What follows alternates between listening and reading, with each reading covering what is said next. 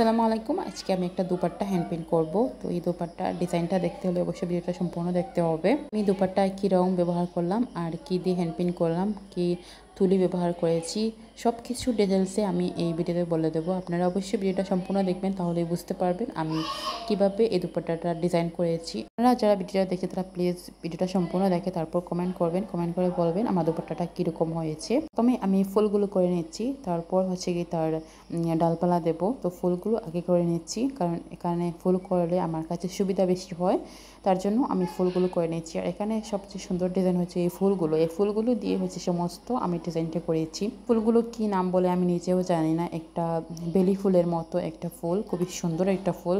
এই ফুলগুলো আমার কাছে ভীষণ ভালো লেগেছে, তার জন্য আমি এক চাক ফুল দিয়ে এই ডিজাইনটা করেছি। এই যে কালারটা ইউজ করছি ওই কালারটি হচ্ছে এক্রোমিন রেডি কালার। এখানে বাজারে অনেক রকম রেডি কালার পাওয়া যায়। যারা নতুন শিখেছেন তারা অবশ্যই এই রেডি কালার কিনে আপনারা ইউজ করতে পারবেন যে কোনো কাপড়ে, তাতে রং কোনো রকমভাবে যায় না। যারা নতুন শিখছেন তারা অবশ্যই এই কালার দিলে আপনাদের খুবই সুবিধা হয়, আপনারা কোনো রকম কষ্ট লাগে না, সহজভাবে আপনারা কাজ করতে পারবেন। আমি যে তুলিটা ব্যবহার করছি এটা হচ্ছে কি 0 সাইজের তুলি।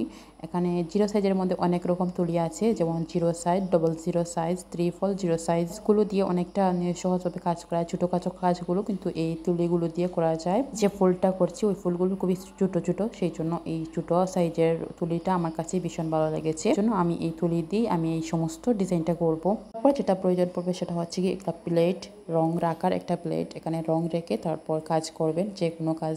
প্লেটটা সবার প্রয়োজন পড়বে না, যারা নতুন শিখছেন তাদের এটা প্রয়োজন পড়বে না।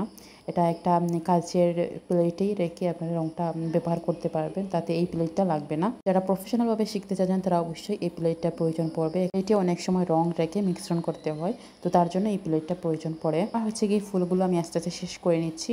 এখানে কয়েকটা ফুল করেছি, তো দেখুন ফুলগুলো কত সুন্দর হয়েছে, আমার কাছে খুবই সুন্দর লাগছে এই ফুলগুলো, ছোটো ছোটো ফুলগুলো। সেইটা একটা ফুল করে নিয়েছি, এখন আরেকটা ফুল করে আপনাদেরকে দেখাবো।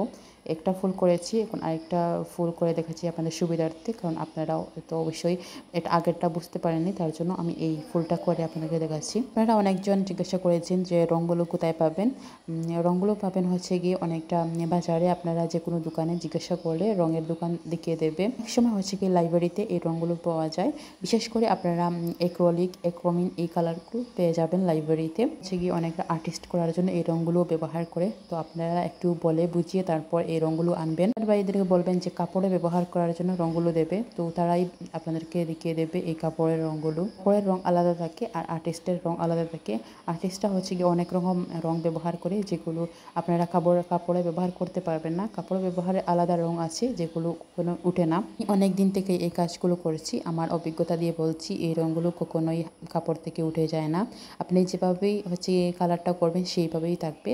তো আমার হচ্ছে কি সাদা কালার করা শেষ হয়ে গেছে, এখন জাস্ট একটু ফুলের ডেটাগুলো দেব। তো এগুলো হচ্ছে আমি দিয়ে দিয়েছি, আমি এগুলো করেছিলাম, কিন্তু দুঃখের বিষয় হচ্ছে গিয়ে এগুলো স্কিপ হয়ে গেছে। অনেকটা ভিডিও করেছি আর থামিয়ে ভিডিও করেছি, তার জন্য এই ভিডিওটা স্কিপ হয়ে গেছে কিভাবে বুঝতে পারছি না। তার জন্য আমি খুবই দুঃখিত যে আপনাদের এই ভিডিওটা আমি আপনাদের দেখাতে পারলাম না।